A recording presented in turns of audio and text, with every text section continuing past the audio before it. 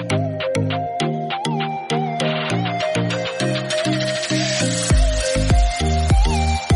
जी पिंड आहे महादेवाची त्याच्यावरती नागाचा फण आहे आणि त्यामुळे हा देवाऱ्यात ठेवू नये असं म्हणतात. एवढी महाग बाई हे शिमला मध्ये आहे. हाय हाय हाय असं काय तुम्ही आता सकाळी बुट्टी भरले मी सपल्या 2 बुट्ट्या सकाळपासून हा आता गुरुवार आहे म्हणलास तुमचं काय हे सगळं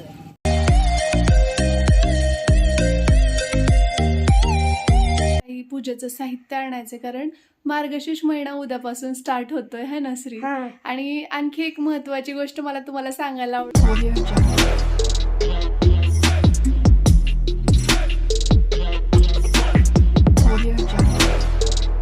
हाय हॅलो नमस्कार. आपल्या चॅनलवरच्या आणखी एका नवीन व्लॉगमध्ये मी वर्षा आणि हा इथं दिसतोय हा श्री तुमचं अगदी मनापासून स्वागत करतो.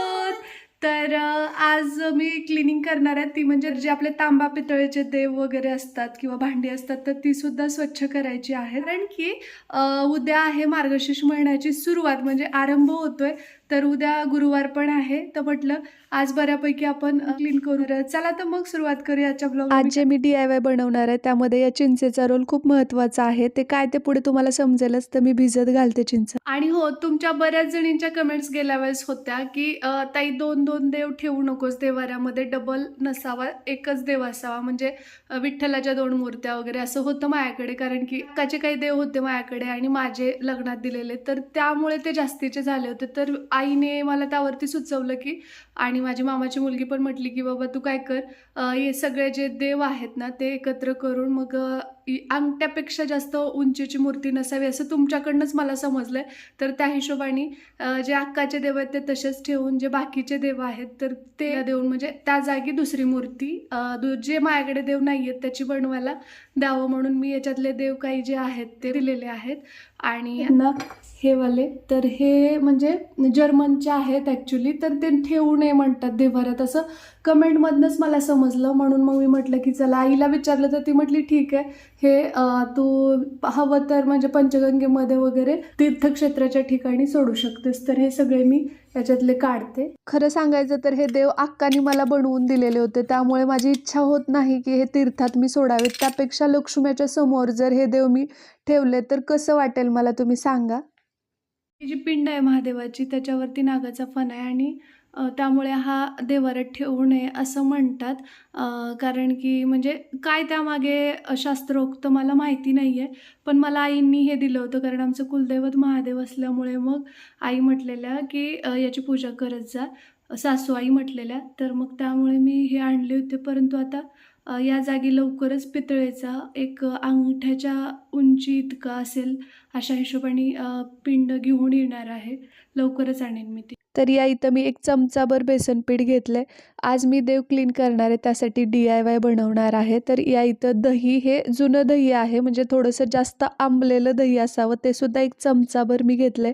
आणि मगाशी ज्या भिजत घातलेल्या चिंचा होत्या ना तर त्याचा जे गर असतो तो काढून घेते आणि तो थोडासा 1 चमचाभर याच्यामध्ये घातलाय.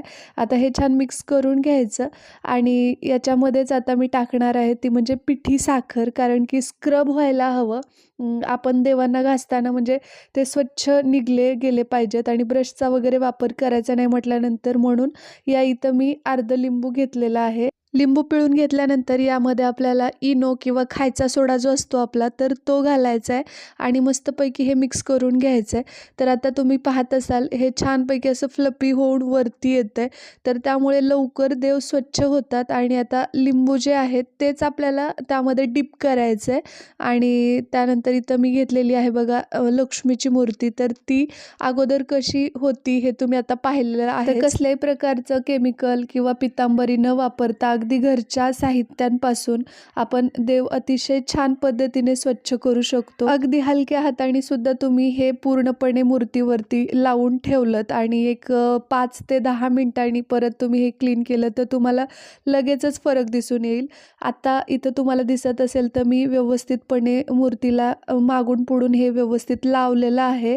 आणि आता दुसरी विठ्ठलाची मूर्ती घेतली आहे मी. तांबा पितळेची भांडी लवकर निघत नाहीत आणि जर तुम्ही पितांबरीचा यूज केला तर तात्पुरती ती चकाकतात, पण लाँग टर्ममध्ये ती तशीच राहत नाहीत. त्यामुळे मग इथं तुम्हाला दिसत असेल तर आता मी गणपती बाप्पाला सुद्धा हे व्यवस्थितपणे लावलेलं आहे. बघा हे किती तेलकट, हिरवट असं झालेलं आहे. तर आता याला हे आपण पूर्णपणे अप्लाय करू आणि थोड्या वेळासाठी ठेवू. जास्त वेळ नाही, जस्ट तुम्ही 5 ते 10 मिनिट ठेवलं तरी पुरेसं होतं. आता हे प्लेट बाजूला ठेवूया आणि याच्यामध्ये इथं थोडासा एक डाग दिसत असेल तुम्हाला, तर हे तांब्याचं आहे.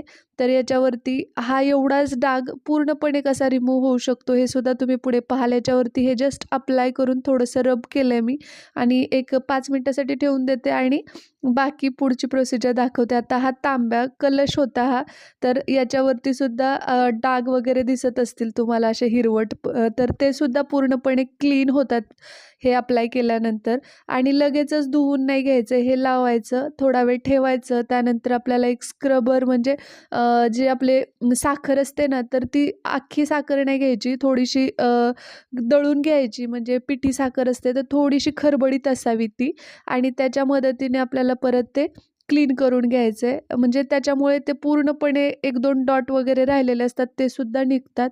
तर तुम्ही पुढे पाहालच. आता हा मोठा कलश आहे, याच्यावर सुद्धा हे पूर्णपणे मी अप्लाय करून घेते, जे आपण DIY लिक्विड बनवलं आहे. तुम्ही काय म्हणायचं याला ते म्हणू शकता, पण अतिशय सोबर आणि छान पद्धतीने हे क्लीन होतं आणि कसल्याही प्रकारची घासणी किंवा स्क्रब पॅड वगैरे मी वापरलेला नाही आहे याच्यासाठी, आणि कुठलंही केमिकल तर आपण घेतलेलं नाहीच आहे. सो आता हे घंगाळा आहे त्याला पण हे लावून घेऊया, कारण हे थोडा वेळ ठेवलं की मस्तपैकी जिथं जिथं फक्त जास्त हार्श डॉट आहेत ते आपल्याला जाणवतात, आणि त्यानंतर मग जे आपण पिठी साखर आहे त्याच्या मदतीने त्याच्यावरती रब केल्यास ते सुद्धा रिमूव्ह होतं. आणि ही जी भांडी आहेत ती जास्त कालावधीसाठी एकदम छान चकाकदार राहतात आणि टेम्पररी राहत नाहीत. मेनली ते खूप महत्त्वाचं आहे, कारण आपल्याला नेहमी नेहमी हे क्लीन करणं नाही होत. देव जरी आपण दररोज देवांना स्नान घालत असलो तरीसुद्धा खूप जास्त प्रमाणामध्ये असं आपण क्लिनिंग डीप नाही करत डेली बेसिसवरती.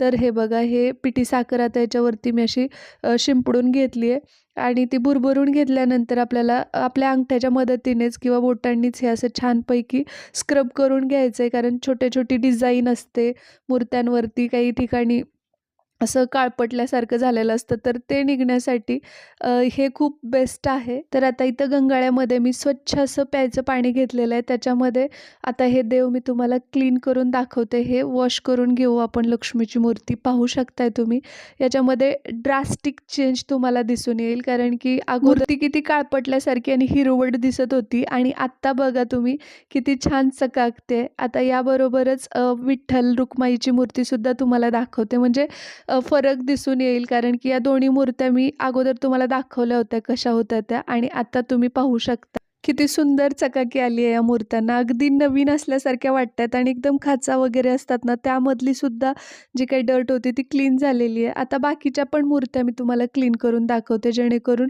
तुम्हाला अंदाज येईल की बाबा किती चेंज होऊ शकतो आणि घरच्या घरी आपण हे सगळं करू शकतो. याला काही आपल्याला सेपरेट पैसे वगैरे खर्चायचेत किंवा बाहेरून हे ते आणायची गरज नाही. लिंबू आपल्या फ्रीजमध्ये असतो, दही असतं आणि कसल्याही प्रकारचं गरम पाणी किंवा काहीतरी तुम्हाला करायची गरज नाही. मागच्या वेळी माझ्याकडनं खूप मोठी चूक झाली होती, जी तुम्ही पोटात घातलीत आणि मला समजावून सांगितलं की नाही, हे असं नाही करायचं वर्षा, हे असं करायचं, आणि तुमच्या कमेंट्समुळेच मी शिकत जाते पुढे. माझ्यामध्ये जी काही इम्प्रूव्हमेंट आहे ती खरं तर या बाबतीतली पूर्णपणे तुमच्यामुळे आहे. याचं पूर्ण क्रेडिट तुम्हाला देते मी, कारण सतत मी शोधत असते की काय तुम्हाला नवीन देऊ आणि तुम्हाला ते आवडेल, आणि माझ्या पूर्वी ज्या चुका झालेल्या आहेत प्रिव्हियस व्लॉगमध्ये त्या पुन्हा माझ्याकडनं रिपीट होऊ नयेत याची पुरेपूर काळजी घेण्याचा माझा नेहमीच प्रयत्न असतो. आणि तुम्ही मला मनापासून ॲप्रिशिएट करता, त्यामुळे मला अजून हुरूप येतो की मी तीच चूक डबल करू नये. नवीन चूक झाली तरी चालेल, आणि ज्यामुळे तुम्ही मला करेक्ट कराल, सोबतच आपण मिळून शिकू. आणि जर तुम्हाला या व्लॉगमध्ये सुद्धा काही छान वाटलं असेल, हेल्पफुल वाटलं असेल, तर मला तुम्ही नक्कीच सांगा. आणि जर कुठे माझ्याकडनं काही चूक झाली असेल तर मला ते सुद्धा सांगा, जेणेकरून मी पुन्हा अपकमिंग व्लॉग्समध्ये त्या बाबतीत नक्कीच दुरुस्ती करेन. तर आता इथं तुम्हाला कलश दिसत असेल, तर हा सुद्धा मी छानपैकी क्लीन करून घेते. किती चकाकी येते तुम्ही पाहू शकता.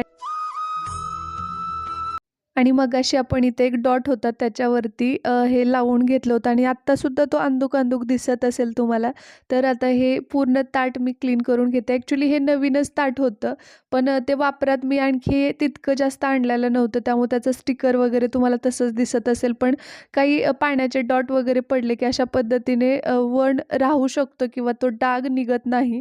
त्यामुळे मग म्हटलं की हा पण आपल्याला काढायचाच आहे डाग, तर याचाच यूज करून आपण बघूया क्लीन होतंय की नाही ते. आणि खरंच मला सुद्धा विश्वास बसेना, एवढं छान पद्धतीने हे निघून गेलंय. पूर्णपणे तो जो डॉट होता तो रिमूव्ह झालेला आहे आणि मस्तपैकी हे ताटसुद्धा क्लीन झालंय. तर अशा पद्धतीने जेव्हा केव्हा आपण DIY बनवतो, तर जेवढी काही तांब्या पितळची भांडी असतात, जसं की समई असेल, दिवा असेल, तर दिवा तर तेलाने खूप जास्त असा कळकट झालेला असतो. तर त्या गोष्टी म्हणजे आपल्याला दररोज क्लीन करणं नाही होत, तर जेव्हा हे बनवू त्यावेळी ते सगळंच क्लीन करून घेतलेलं बरं राहतं. आणि आता मार्गशीर्ष महिन्यात आपल्याला या सगळ्या गरजेच्या गोष्टी आहेत, त्यामुळे तर तुम्ही पाहू शकता. आता दाखवते मी तुम्हाला, हे कोरडे करून घेतलेत मी देव आणि किती सुंदर चकाकी आली आहे. मला सुद्धा असं वाटतं की दृष्ट नको लागायला यांना, कारण नवीन आहेत असं वाटतंय. हे मला तरी हे DIY अफलातून आवडले आणि नेक्स्ट टाईमपासून मी हेच करण्याचा प्रयत्न करेन, कारण सुंदर निघालेत देव सगळे. आणि इथं तुम्हाला ही डिश दिसत असेल तर ही सुद्धा बऱ्यापैकी क्लीन झालेली आहे. मगाशी जशी होती त्यापेक्षा मला तरी खूप चेंज वाटतोय, कारण की एकदम अशी कळकट कापड झाली होती. आणि हा कलश पाहू शकताय किती सुंदर निघालाय. तर मस्तपैकी क्लिनिंग झालेली आहे आपली. तर आज काय काय असणार आहे आजच्या ब्लॉगमध्ये ते तर तुम्ही पुढे पाहालच. पण आत्ता तुर्तास आम्ही जाणार आहोत काही पूजेचं साहित्य आणायचं. आणखी एक महत्त्वाची गोष्ट मला तुम्हाला सांगायला आवडेल की श्री जो आहे आमचा, तो मार्गशीर्ष महिन्यातल्या 4थ्या गुरुवारी जन्मलेला, त्यामुळे त्याचा बड्डे पण येतोय आता लवकरच. तर उद्या जी पूजा आहे मार्गशीर्ष महिन्यातला पहिला गुरुवार, तर तो उपवास तर मला असतोच. शिवाय पूजा करण्यासाठी जे काही साहित्य लागणार आहे तर ते आणण्यासाठी आम्ही दोघं जातोय. सो चलो, तुम्ही पण चला आमच्या सोबत. आणि एवढं कितीला देताय? 5 ही जर घेतली तर हे 5 का नाही, 70 रुपयाला हे 70. 5. होय, एवढी महाग? हा बाई, हे शिमला मध्ये आहे. हाय हाय हाय, असं काय तुम्ही? आता सकाळी बुट्टी भरले मी, सपल्या 2 बुट्ट्या सकाळपासून. हा, आता गुरुवार आहे म्हणलास तुमचं काय. हे सगळं. तर या इथं आहे थोडंसं साहित्य, म्हणजे जी काही फळं वगैरे लागतात आपल्याला ती, तर घेतो आम्ही आणि नंतर कंटिन्यू करू. अर्धा नको बाळा, आपल्याला पाव बस होते. पाव आहे ना. स्त्रीला टिफिनला वेगवेगळ्या भाज्या लागतात, त्यामुळे मग इथं मी गवारीची शेंग पण घेतली. आलो होतो तर आम्ही खरं तर फळं आणि पूजेचं साहित्य घेण्यासाठी, त्यामुळे मग केळीसुद्धा घेतली इथेच मी. हो दिले 10 रुपयाला अर्धा किलो. आणि झाली शॉपिंग? नाही काय राहिलं? तर चला आम्ही निघालोय थोडंसं खरेदी करायला, है ना पिल्लू? जायचं? नारळ वगैरे घ्यायचं का? ते खरं काढून घ्यावं लागतं, ते नाही तर पडणारच ते घटावून, कारण वजन नारळाचं जास्त होतं ना. शेंडा करता येतो.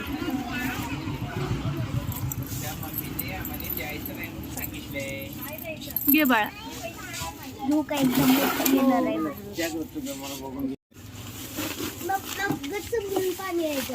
होय, पण आपल्या कलशावरती बसते. हे बघ, हे घेऊया. चला, पूजेचं झालं ना आपलं साहित्य घ्यायचं. हा चला आता जाऊ. काका कितीला? 70 रुपयाला 60 न फळं? 5 फळ. होय काका, पेरू कसे दिले? पेरू 120 आहे. आणि 5 फळं? 5 फळ 70. 70. तर आलोय आम्ही बाहेरून आणि काय काय आणलंय ते दाखवते. जास्त काय नाही, नारळ, त्यासोबतच फुलं उद्या लागणार आपल्याला. बघा, ही फुलं वगैरे आणलेत. ही नैवेद्यासाठी बर्फी आणली. हे पेरू, एक पेरू घ्यायला मी विचारलं त्यांना, पण ते खूप महाग देत होते, त्यामुळे मग मी असे घेतले, कारण उपासाला उद्या चालतात खायला. केळी, आणि अगोदर मी ही पूजेसाठी घेतली आणि त्यानंतर ही मला खूप स्वस्त मिळाली, तर ही पण म्हणजे गावरान केळी आहे म्हणून ही घेतली. आणि ही फळं, ही सिंगल सिंगल आणली आहेत आणि त्यासोबतच गवार पण आणली आहे. ह्याला मटकी पण म्हणतात काही जण, तर ही एकदम ताजी होती आणि स्त्रीला पण आवडते म्हणून घेऊन आले. तर आणलंय उद्याचं बऱ्यापैकी साहित्य मी. बाकीचं तर सगळं आहेच घरी, जे काही पूजेसाठी लागतं ते. सो चला, आता कसा वाटला आजचा हा ब्लॉग ते मला कमेंट बॉक्समध्ये नक्की सांगा. आय होप तुम्हाला आवडला असेल. जर आवडला असेल तर लाईक करा, शेअर करा आणि सबस्क्राईब करायला विसरू नका. मी तुम्हाला भेटते उद्याच्याच नवीन ब्लॉगसोबत. तोपर्यंत जय हिंद, जय महाराष्ट्र, जय जिजाऊ, जय शिवराय.